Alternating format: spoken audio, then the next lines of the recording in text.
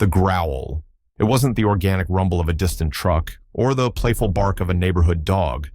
This was a guttural, mechanical snarl, an alien sound that ripped through the fragile peace of Saturday morning in Willow Creek with the violence of a physical blow. I was on my porch, the chipped ceramic of my favorite Earl Grey mug warm in my hands, idly observing a particularly brazen robin engaged in a tug-of-war with an earthworm on the dew-kissed lawn. The sudden serrated noise made the mug rattle against my teeth, a jarring percussion against the quiet suburban hum. Then came the crunch, a sickening, grinding symphony of splintering wood and tearing vegetation that resonated deep in my bones. My heart, a frantic trapped bird, leaped into my throat. A cold, familiar dread, the kind I usually reserved for Monday mornings in my other life, settled heavy and unwelcome. I knew with an instinct, honed by years of dealing with destructive forces, what that sound signified.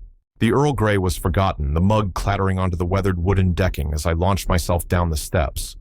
My feet pounded across my lawn, a stark contrast to my usual leisurely pace, heading towards the community green space at the end of our cul-de-sac. This wasn't just any patch of grass. This was the Serenity Garden.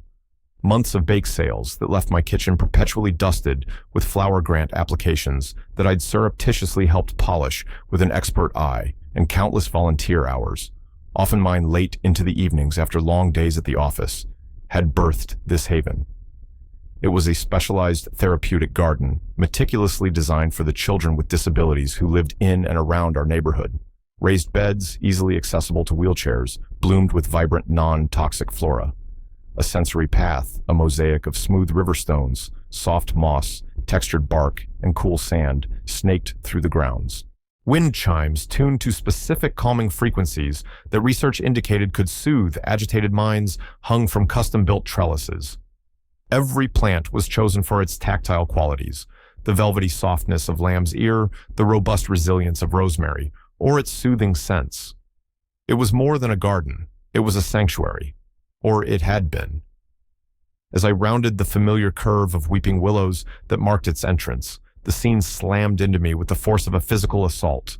A small, garishly bright yellow bulldozer, its heavy scoop smeared with fresh dark earth, and the raw, splintered green of violated plants, was methodically, monstrously tearing into the raised beds.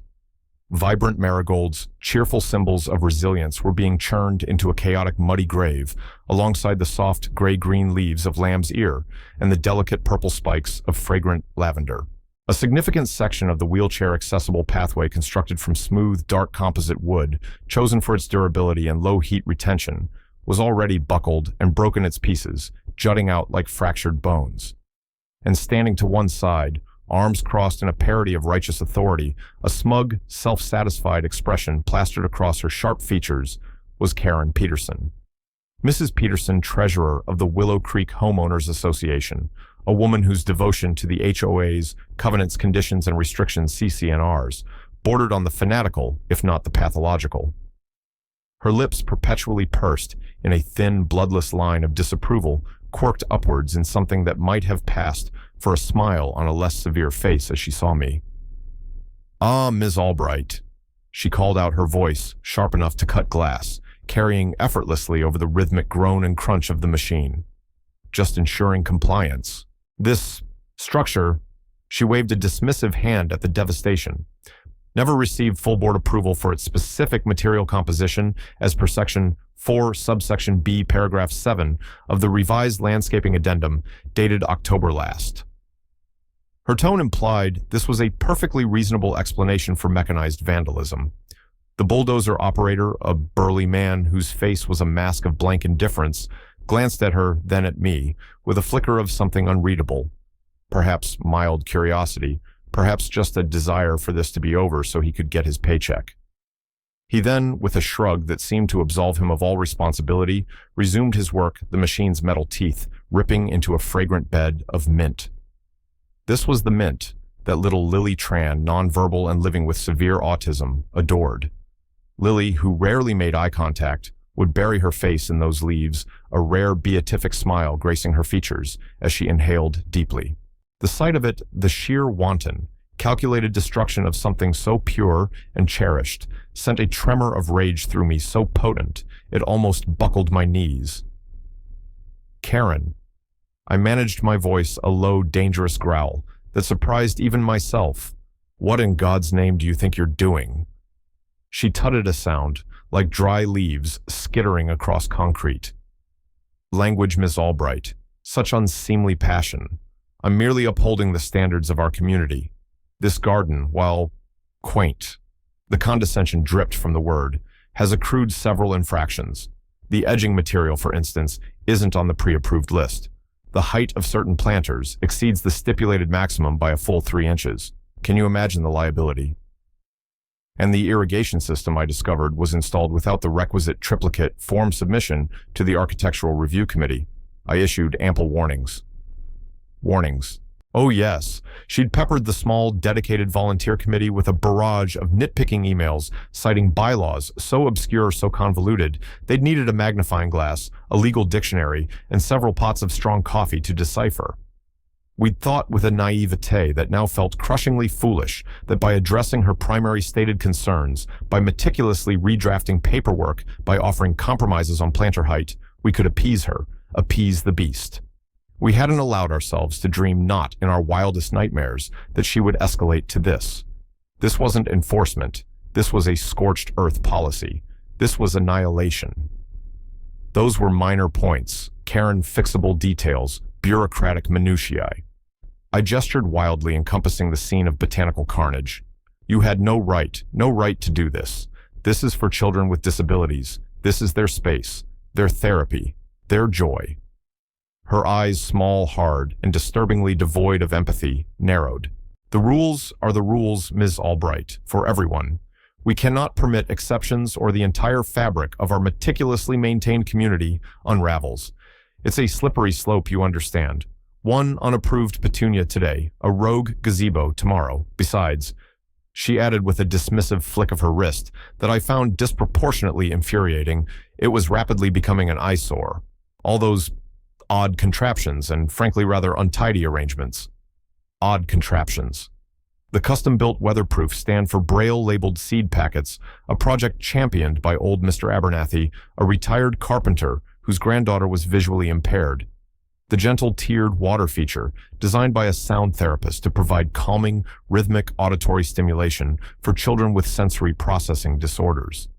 The rage inside me, which had been a hot, flaring inferno, suddenly cooled, replaced by a chilling, laser-like focus.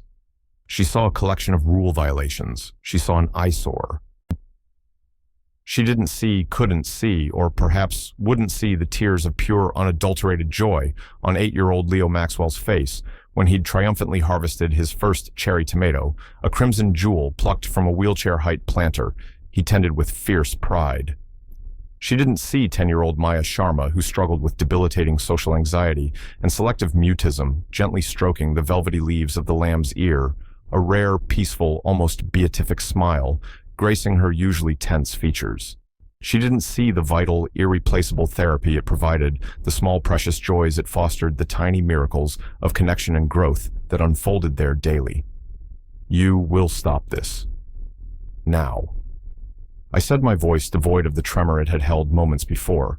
It was flat cold and carried an unfamiliar weight. Karen actually laughed, a short barking dismissive sound that grated on my already frayed nerves. Or what, Ms. Albright? You'll file a strongly worded complaint with the HOA. I am the HOA, or at least a very significant and currently very active part of it. This action is perfectly within my purview as treasurer acting under emergency remediation protocols for unapproved and potentially unsafe structures. It's all documented. The bulldozer let out a particularly vicious metallic roar as its scoop descended and crushed a beautifully painted birdhouse, a vibrant mosaic of color that had been a collective art project from all the children. Each child had painted a tile, a feather, a piece of sky. That was it. The final fraying thread of my composure, the carefully constructed barrier that separated Sarah Albright, quiet resident of Willow Creek, lover of Earl Grey, and gentle gardening from Sarah Albright, director of the State Disability Protection and Advocacy Agency, snapped with an almost audible crack. She had no idea. She genuinely, blissfully had no idea who she was truly dealing with, and in that precise, crystallizing moment, I decided she was going to find out. The hard, irrevocable way. My life, until that precise, shattering moment, had been a meticulously maintained balancing act. By day, I was Sarah Albright, JD Director, immersed in the complex, often heartbreaking, and endlessly frustrating world of disability rights policy, enforcement, and systemic change. I navigated impenetrable bureaucracies, fought tooth and nail for inadequate funding, investigated harrowing claims of abuse and neglect, and dedicated my waking hours to trying to make our state a more accessible, equitable, and compassionate place for individuals with disabilities. My evenings and weekends in Willow Creek were supposed to be my sanctuary, my decompression chamber, a place of quiet normalcy, a blessed respite from the relentless battles I fought in my professional life. I gardened, the irony was not lost on me, now read voraciously, and generally maintained a deliberately low profile. I hadn't advertised my demanding, often controversial job to the neighbors. It simply wasn't relevant when borrowing a cup of sugar or amicably discussing whose turn it was to clear the autumn leaves from the communal gutter. It was my shield, my escape. The Serenity Garden had been a passion project initiated by a local support group for parents of children with disabilities. When I'd first heard whispers of it at a community potluck, my professional instincts had immediately kicked in. I'd offered some informal, off-the-record advice on grant writing strategies and universal accessibility standards, drawing on my deep well of expertise, but carefully keeping my official title and agency out of it. I'd even anonymously donated a set of specialized ergonomic gardening tools designed for users with limited mobility. I cherished the garden, viewing it as a small, tangible manifestation of good in a world too often indifferent or hostile, a microcosm of the very principles I fought for on a much larger, more impersonal scale. Karen Peterson had always been a background hum of low-grade annoyance in the otherwise tranquil symphony of Willow Creek. Her tenure as HOA treasurer had seen a marked proliferation of violation notices for infractions as trivial as incorrectly colored mailbox flags, garden gnomes deemed aesthetically disruptive, or recycling bins left out an hour too long. Most residents, myself included, just rolled their eyes, paid the usually small fines if necessary to avoid further harassment, and moved on with their lives. She was a classic power tripper, deriving a palpable, almost perverse satisfaction from her petty tyrannies, but she'd never in my memory done anything this overtly malicious, this irrevocably destructive. The inciting incident, the true genesis of this particular ugly war, hadn't been the roar of the bulldozer this morning. It had been a crisp, white envelope slipped insidiously under the door of Maria Sanchez's modest home 2 weeks prior. Maria, a gentle, soft-spoken mother of twin boys with cerebral palsy, acted as the informal, much-loved coordinator for the garden volunteers. The letter, penned in Karen's spiky, aggressive handwriting and reeking of bureaucratic self-importance, was a masterpiece of obfuscating jargon. It cited half a dozen obscure bylaws, cross-referenced with outdated addendums, and culminated in a demand for the immediate cessation of unauthorized agricultural and structural installations on the communal green space. It magnanimously granted them 7 days to rectify all violations and restore the area to its pre-approved, passive, recreational state, which in plain English meant dismantling large, vital parts of the painstakingly constructed garden. Maria had come to me, her usually warm, brown eyes clouded with unshed tears, the offending letter trembling in her hand like a captured moth. "I don't understand, Sarah," she'd whispered, her voice barely audible. "We got permission. Mr. Henderson, the HOA president, he signed off on it last spring. He said it was a wonderful idea, a credit to the community." The HOA president, Mr. Henderson, was an elderly, largely hands-off gentleman who by all accounts preferred tending his prize-winning roses to wading into the murky waters of HOA politics. He usually let Karen, with her ferocious energy and encyclopedic knowledge of the CC&Rs, run the operational show as long as the accounts balanced and no one complained too loudly. A quick, panicked round of calls revealed that Mr. Henderson was currently on an extended Alaskan cruise, enjoying the glaciers and blissfully unreachable by cell signal or email. Karen, it was chillingly clear, had seized her opportunity, exploiting the power vacuum with ruthless efficiency. We, a small, hastily assembled group of garden volunteers, including David Maxwell Leo's father, a large gentleman whose hands were usually covered in either engine grease from his mechanic shop or garden soil, organized an emergency meeting in my living room. My initial deeply ingrained instinct was to mediate to reason to find common ground. She just needs to understand the therapeutic value, the human element, I'd said, still clinging to the increasingly frayed hope of a rational, compassionate resolution. Let's draft a polite, comprehensive response. We can outline the specific benefits for each child, attach letters of support from their occupational therapists, maybe even invite her for a tour or personal demonstration. Oh, the painful naivete of Sarah Albright, Willow Creek resident. Our meticulously crafted, polite letter, complete with heartfelt testimonials and supporting documentation, was met with another colder, more threatening missive. This one, delivered by certified mail, mentioned potential escalating fines for non-compliance and darkly hinted at further remedial action if the unauthorized horticultural and therapeutic zone wasn't cleared forthwith. Karen pointedly refused all requests for a face-to-face meeting. She communicated only through stiff formal emails, each one more intransigent, more icily detached than the last. Her digital voice was as unyielding as her pursed lips. The rising action began subtly, insidiously, like a slow-acting poison. First, the water supply to the garden's dedicated spigot was mysteriously turned off. When questioned via email, her preferred mode of non-communication, Karen claimed it was unforeseen emergency maintenance on the communal water lines necessitated by a potential cross-contamination risk assessment. Curiously, no other part of the neighborhood seemed to be affected by this localized drought. We, mostly mothers, a few fathers like David, and a couple of retired residents, were forced to haul water in heavy cans from our own homes, a difficult back-breaking task, especially for some of the parent volunteers, who were dealing with their own physical limitations or the demands of caring for multiple children. The children watched their faces etched with confusion and distress as their beloved plants began to wilt under the relentless summer sun. Leo, who usually chattered with unbridled excitement while meticulously watering his tomato plants, grew quiet and withdrawn, his small shoulders slumped in disappointment. Then the small, brightly painted signs we'd put up, handcrafted by the children themselves, with charmingly misspelled labels for rosemary, lamb's ear, and sunflowers, started disappearing one by one overnight, vanished without a trace. When confronted by a small, trembling delegation of mothers, Maria, bless her heart, had tried to reason with her outside the HOA office. Karen denied any knowledge, but remarked with a chillingly smug air, "Well, unapproved signage is also a violation, you know." Section 7, subsection C, perhaps a nocturnal admirer of childish art. Her eyes, however, gleamed with a petty, undeniable triumph. This wasn't about rules anymore. This was bullying, pure and simple. It was a calculated campaign of attrition, an attempt to wear us down, to make the sheer effort of maintaining the garden too burdensome, too soul-destroying. It was a deliberate, systematic infliction of distress on a vulnerable group, and my professional hackles were rising with every new petty cruelty.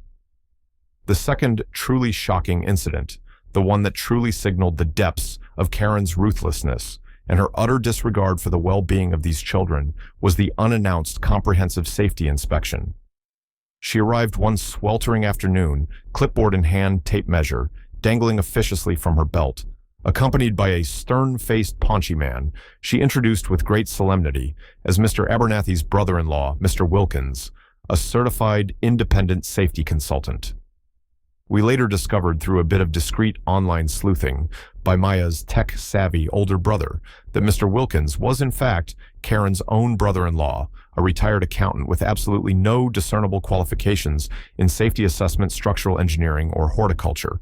They proceeded with a great show of meticulous examination to declare several of the handcrafted sturdy wooden benches structurally unsound due to unverified lumbar support integrity, and the carefully designed sensory path a significant and demonstrable trip hazard due to inconsistent particulate grading.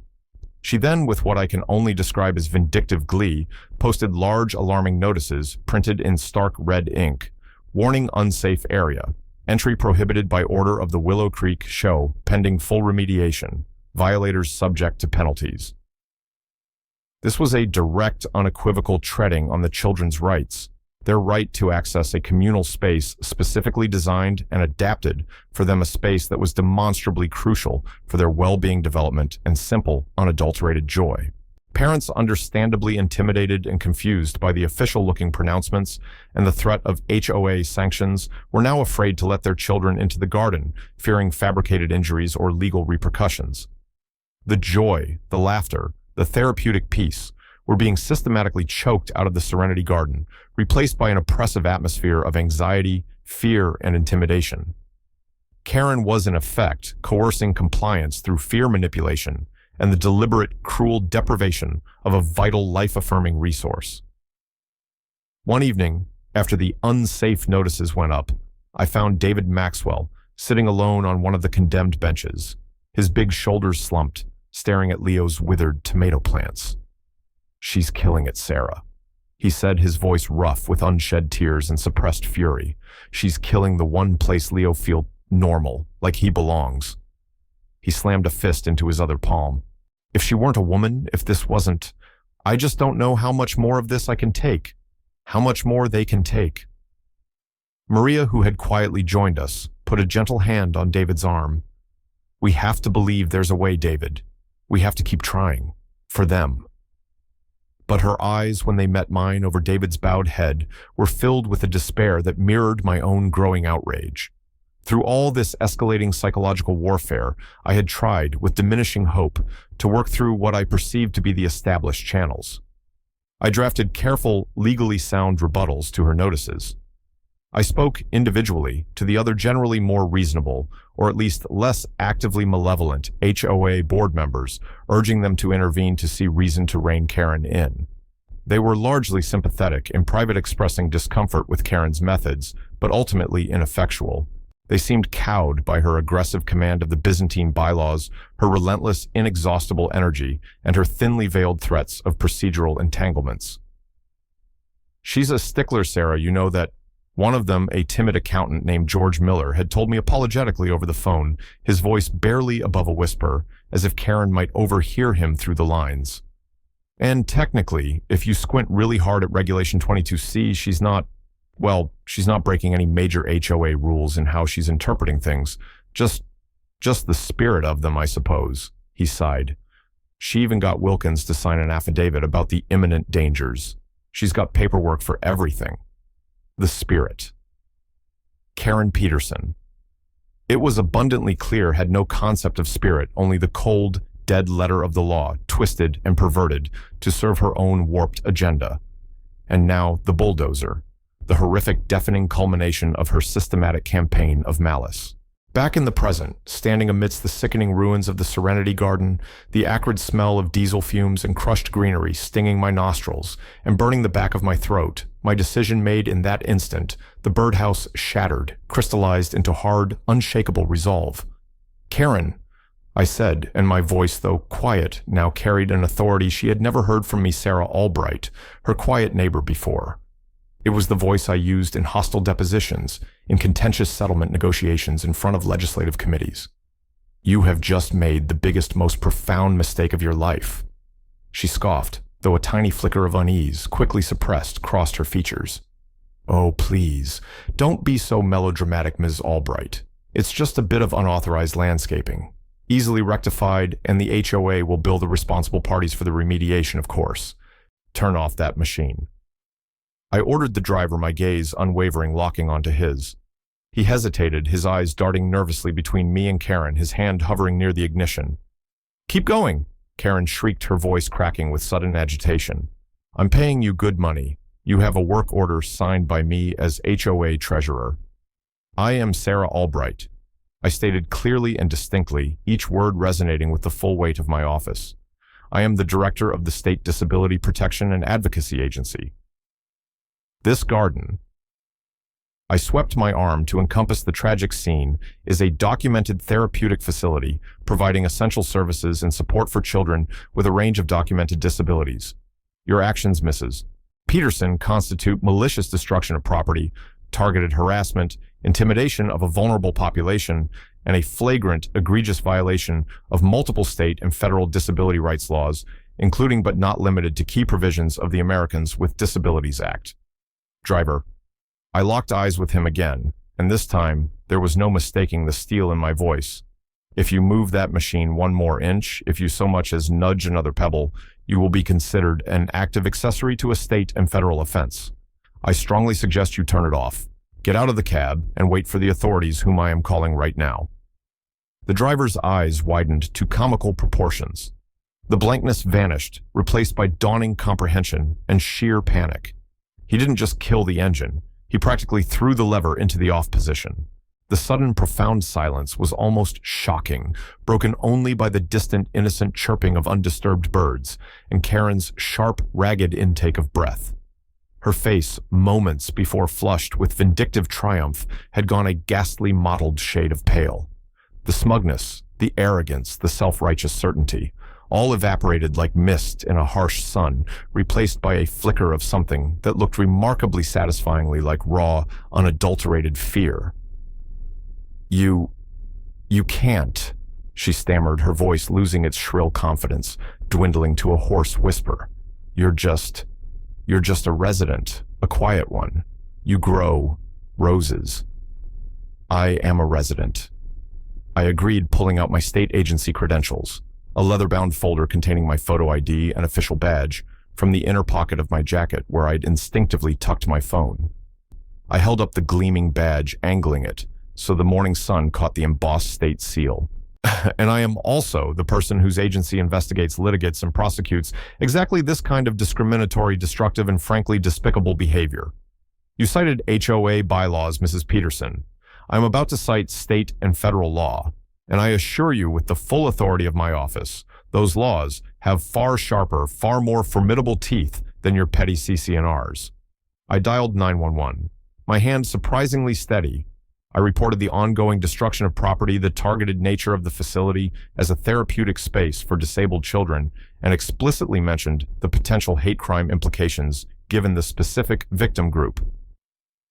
Then I made another call, this one to Mark Jenkins, the seasoned no-nonsense head of my agency's legal enforcement division. "Mark," I said, my voice crisp and professional, "Sarah Albright, I need you to initiate an immediate Priority 1 investigation. Willow Creek Homeowners Association. Yes, my neighborhood. I'm on site now. We have aggressive, targeted destruction of a therapy garden for children with disabilities. Looks like clear ADA violations, discrimination, intimidation, the works. Possibly misuse of HOA funds as well. The police are en route. Yes, I'll be the primary complainant and key witness. Get a team ready. I want them here within the hour if possible. Bring evidence kits." Karen stood frozen, her mouth agape, her meticulously applied lipstick suddenly looking garish against her ashen complexion. The fight, the bluster seemed to drain out of her like air from a punctured tire, replaced by a dawning, visceral horror. The other residents, drawn by the initial commotion of the bulldozer and then the sudden, unnerving silence, were starting to gather at a respectful, cautious distance, their faces a shifting tableau of shocked confusion and slowly dawning comprehension as snippets of my conversation carried.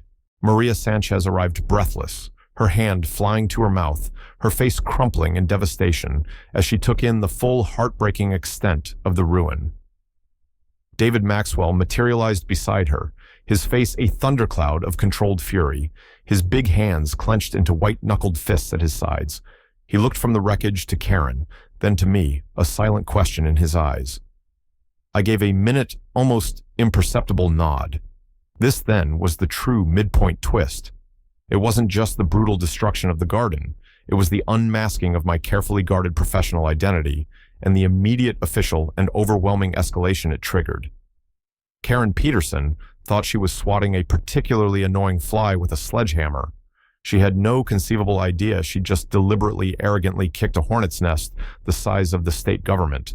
Her meticulously constructed, tightly controlled world of petty rules, HOA tyranny, and personal vendettas was about to collide head-on with the full, unyielding force of laws designed to protect the most vulnerable members of society. Laws that I, Sarah Albright, her quiet rose-tending neighbor, was not only intimately familiar with, but was also statutorily empowered and morally bound to enforce. Karen, however, wasn't going down without a final desperate gambit. As the first police cruiser lights, silently flashing, turned into the cul-de-sac, she seemed to rally a shred of her former audacity. This is an outrage, she declared, her voice regaining some of its former stridency, though it now had a distinct tremor. She's abusing her position. This is a personal vendetta because I cited her for an unapproved compost bin last year. Officer, she appealed to the approaching policeman. This woman is harassing me. This is an internal HOA matter regarding property standards. She even attempted a tearful quaver. I'm being bullied. The officer, a young, stoic-faced man named Miller, listened patiently, his gaze assessing. I calmly presented my credentials again. Officer Mrs. Peterson contracted this bulldozer and operator. I gestured to the still pale driver, who was now eagerly volunteering the signed work order to the second officer to destroy a community garden specifically designed for and used by children with disabilities. This action followed weeks of escalating harassment and intimidation directed at these children and their families, including cutting off water and posting false safety warnings. My agency has jurisdiction over violations of disability rights. I am requesting that you secure the scene, take preliminary statements, and detain Mrs. Peterson for questioning regarding malicious destruction of property and potential civil rights violations. The arrival of my agency team less than 45 minutes later, two sharp-eyed investigators, a junior attorney I was mentoring, and a forensic photographer visibly shifted the dynamic further. They were professional, efficient, and exuded an aura of quiet, implacable authority that seemed to leach the remaining fight out of Karen. Her bluster about compost bins died on her lips as they began meticulously documenting the scene, photographing the damage from every angle, collecting samples of the destroyed plants and unique pathway materials, bagging the shattered remains of the children's birdhouse as if it were evidence in a murder trial. The bulldozer driver, practically falling over himself to cooperate, provided a detailed statement confirming Karen had hired him, had explicitly instructed him to clear the whole unauthorized mess, and had dismissed his own mild queries about specific approvals with an imperious wave of her hand. He even produced text messages from her reiterating the instructions. As my team worked, George Miller, the timid HOA board member, approached me, his face a mixture of fear and something akin to relief. Sarah, Director Albright, he stammered, wringing his hands. I have some emails from Karen about the garden, and some notes from board meetings where she railroaded the discussion.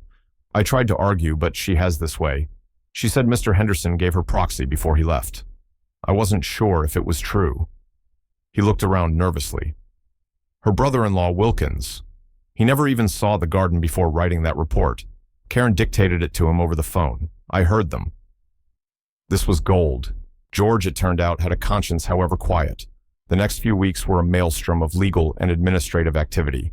The State Disability Protection and Advocacy Agency launched a full-scale, top-priority inquiry into the Willow Creek HOA's practices, specifically focusing on discriminatory application of rules, financial irregularities, and the precise sequence of actions leading to the garden's catastrophic destruction. Subpoenas were issued for all HOA records, meeting minutes, financial statements, correspondence logs, and every email Karen Peterson had sent or received from her official HOA account for the past 2 years. What emerged was a disturbingly clear pattern of behavior. Karen had systematically and vindictively used her position and her mastery of the CC&Rs to harass and intimidate residents she disliked or deemed non-compliant with her personal aesthetic standards. She often manufactured infractions out of whole cloth or grotesquely exaggerated minor ones. The Serenity Garden was simply her most audacious, most egregious, and ultimately her most self-destructive overreach.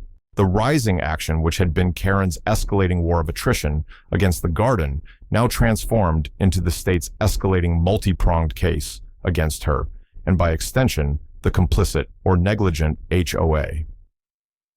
We swiftly discovered she had misappropriated HOA funds to pay for the bulldozer and the driver disguising it under the vague line item of emergency landscape remediation and hazard abatement. This added potential felony embezzlement and fraud to the growing list of her legal woes.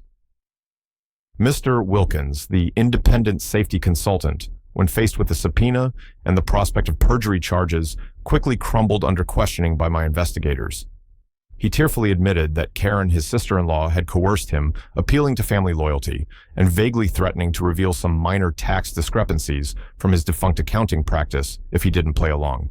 He provided a sworn affidavit detailing how she had dictated his findings for the sham safety report verbatim. Karen, however, wasn't entirely without her own resources. She hired a notoriously aggressive high-priced lawyer, Arthur Jennings, known for his scorched earth defense tactics and his ability to tie up legal proceedings in procedural knots for years. Jennings immediately filed a countersuit against me personally for abuse of power and malicious prosecution, and against the agency for overreach and harassment. He began flooding the media with carefully crafted statements portraying Karen as a dedicated community servant, a victim of a vindictive state official with a personal grudge, a martyr for the cause of orderly suburban living. He even tried to paint the Serenity Garden as a poorly maintained, potentially dangerous blight that Karen, in her capacity as treasurer, was duty-bound to address. It was a classic smear campaign designed to muddy the waters and intimidate. This resistance from Karen, amplified by her lawyer, created a new wave of uncertainty. Some residents, swayed by the negative press or simply wary of protracted legal battles, began to waver in their support. Whispers started, maybe Karen did go too far, but is Sarah using her state power for a neighborhood squabble? The battle for public opinion, both within Willow Creek and in the wider community, observing the unfolding drama, became crucial. Maria Sanchez, however, blossomed under pressure. Shedding her previous timidity, she became an articulate and passionate advocate for the garden and the children. She organized parent meetings, wrote letters to the editor, and gave heartfelt interviews to local news outlets, her quiet sincerity cutting through Jennings' bluster. David Maxwell, channeling his anger into constructive action, started a Rebuild the Serenity Fund and began soliciting donations of materials and labor from local businesses, his straightforward, honest approach winning many supporters. Even the children, in their own ways, contributed to the counter-narrative, drawing pictures of what the garden meant to them, which Maria proudly displayed at community gatherings. The HOA board, minus Karen, who was immediately suspended by a majority vote pending the outcome of the investigations, a vote spearheaded by a newly emboldened George Miller, was in complete disarray. Mr. Henderson, cutting his Alaskan cruise short and returning to a firestorm, was visibly appalled and deeply shaken by what had transpired in his absence. He'd always found Karen a bit intense, but had trusted her diligence. The revelation of her systematic deception and malice left him looking 10 years older. He immediately convened an emergency community meeting. This meeting was the true climax of the neighborhood drama.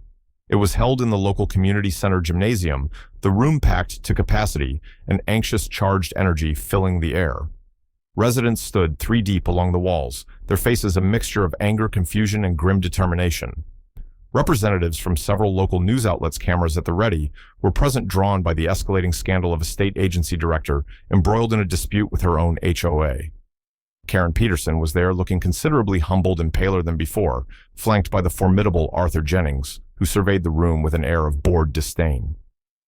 Mr. Henderson, his voice heavy with emotion, opened the meeting with a profound and heartfelt public apology to the children, their families, and the entire community for the shameful and destructive actions that had occurred under the HOA's watch. He then invited me to speak not as Sarah Albright, his neighbor, but formally as the director of the State Disability Protection and Advocacy Agency. I walked to the podium, acutely aware of every eye in the room on me. I laid out calmly and methodically the preliminary findings of our agency's investigation, the documented pattern of targeted harassment, the fabrication of safety reports, the deliberate withholding of essential resources like water, the clear misappropriation of HOA funds, and the profound documented emotional and developmental distress inflicted upon the children who relied on the Serenity Garden. I spoke about the critical importance of such therapeutic spaces, not as mere amenities, but as essential components of care and inclusion. I outlined the specific state and federal laws that had been violated, explaining the legal protections in place to prevent exactly these kinds of discriminatory and destructive actions. Then I turned to Karen Peterson directly.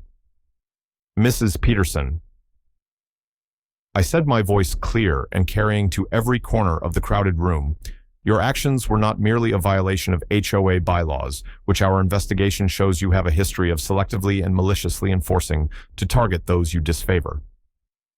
Your actions were a profound violation of basic human decency.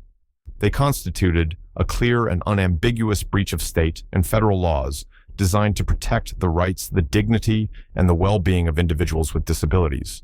The state of your state will be pursuing all available legal avenues to ensure accountability and redress these egregious harms. This includes seeking substantial punitive and compensatory damages against the Willow Creek Homeowners Association for its systemic failures in preventing discrimination and for the destructive actions taken under its authority. Furthermore, and here I paused, letting the weight of my next words sink in, we are formally referring your individual case, Mrs. Peterson, along with all compiled evidence of knowing and willful misconduct, to the District Attorney's Office for immediate consideration of criminal charges. These potential charges include but are not limited to felony vandalism, malicious destruction of property wire fraud, and felony embezzlement. A collective gasp like wind rushing through dry leaves swept through the room. Arthur Jennings began whispering furiously in Karen's ear, his composure finally cracking, but she just stared straight ahead, her face ashen, her carefully constructed facade of indignation crumbling into dust.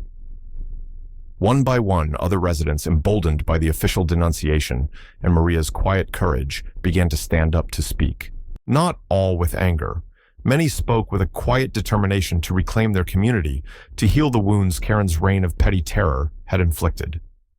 They spoke of wanting an HOA that fostered inclusivity, mutual support, and genuine community spirit, not fear division and punitive governance.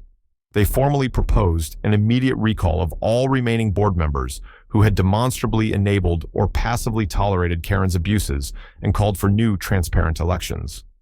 The falling action was swift and for Karen brutal.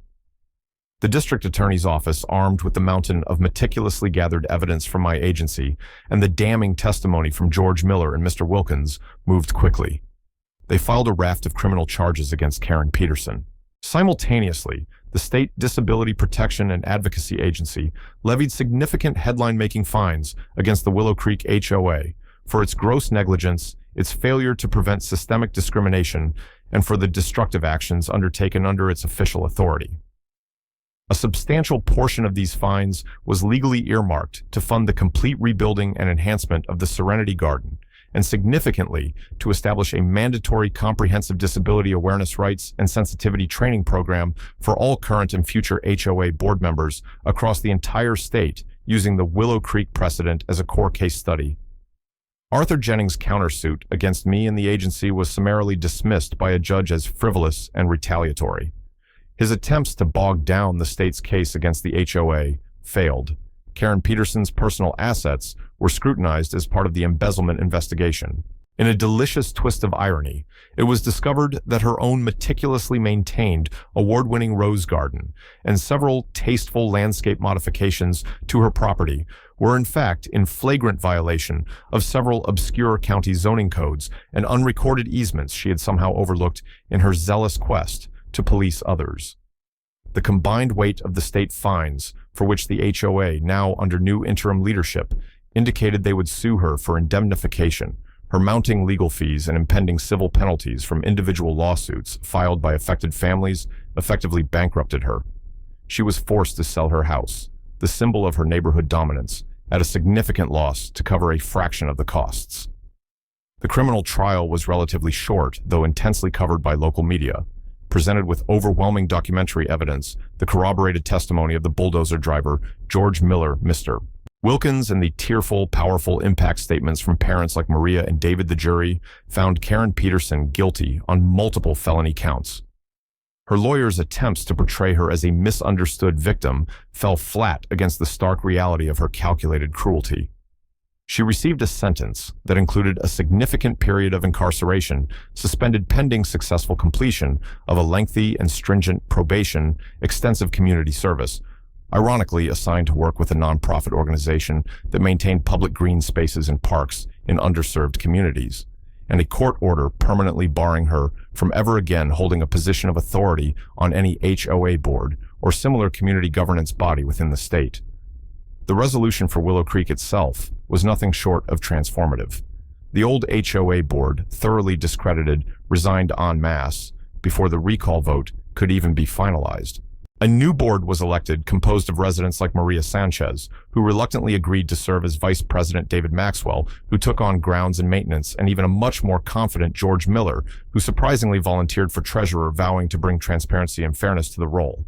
The very first official act of the new board was to issue a formal public apology read by Mr. Henderson, who agreed to stay on as an advisor, and to allocate a significant portion of the HOA's now carefully managed budget, supplemented by community donations, the Rebuild the Serenity Fund, and a large portion of the state-levied fines to rebuild the Serenity Garden. The rebuilding was a joyous, cathartic community effort. People from Willow Creek and surrounding neighborhoods volunteered their time, their skills, their resources.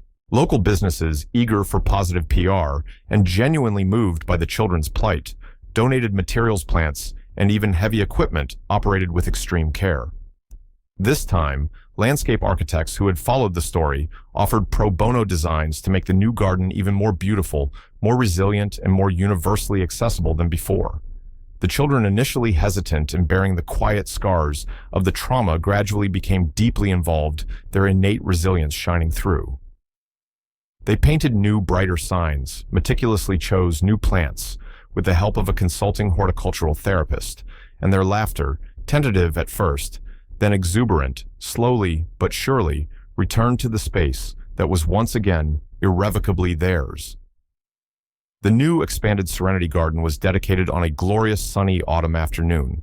It was larger, more vibrant, and imbued with a profound sense of resilience. It featured enhanced sensory elements, more robust, accessible pathways, a small, quiet reading nook dedicated by the local library, and even a plaque detailing its history, a testament to the community's ordeal and its ultimate triumph. There were speeches not of anger or recrimination, but of hope, unity, and the enduring power of grassroots advocacy. Leo Maxwell, his face beaming with pride, presented me with the first perfectly ripe crimson tomato from his new, even more accessible self-watering planter. Maya Sharma, no longer hiding behind her mother, shyly handed me a small, fragrant bouquet of lavender rosemary and the softest lamb's ear, her smile radiant, and her voice, though quiet, clear as she whispered, "Thank you, Ms. Albright, for our garden." As I stood there amidst the gentle murmur of happy voices, watching the children explore and rediscover their renewed sanctuary, the sound of their joy a soothing balm to the lingering ache of the senseless destruction, I felt a profound, almost overwhelming sense of satisfaction. This wasn't just about punishing one malicious, deeply unhappy individual. It was about achieving tangible, systemic change. The Karen Peterson incident, as it became informally known in legal and advocacy circles, led directly to statewide legislative reforms, strengthening HOA oversight, clarifying accountability for discriminatory practices, and mandating the disability rights training program my agency developed. Our agency used it as a precedent-setting case, a powerful tool to strengthen protections and pursue similar injustices elsewhere in the state. The autumn air was crisp and clean, carrying the rich scent of damp earth, fallen leaves, and late-blooming chrysanthemums.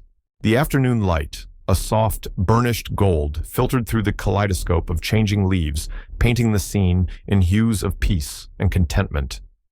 There was a tangible sense of healing of a community that had faced an ugly internal wound, confronted it head-on, and had emerged not just intact, but stronger, more united, and infinitely more compassionate. The new Serenity Garden wasn't just a collection of plants, pathways, and odd contraptions. It was a vibrant living monument to resilience, a testament to the enduring strength of the human spirit when it stands for kindness, and a permanent reminder of the enduring importance of vigilance in protecting the vulnerable. The harsh, grating echoes of the bulldozer had long since faded, replaced by the much sweeter, much more enduring sounds of children's laughter, the rustle of leaves in the gentle breeze, and the quiet hum of a community, truly and finally at peace, in a place dedicated to serenity. And my Earl Grey, when I finally sat down on my porch again that evening, tasted sweeter than ever before.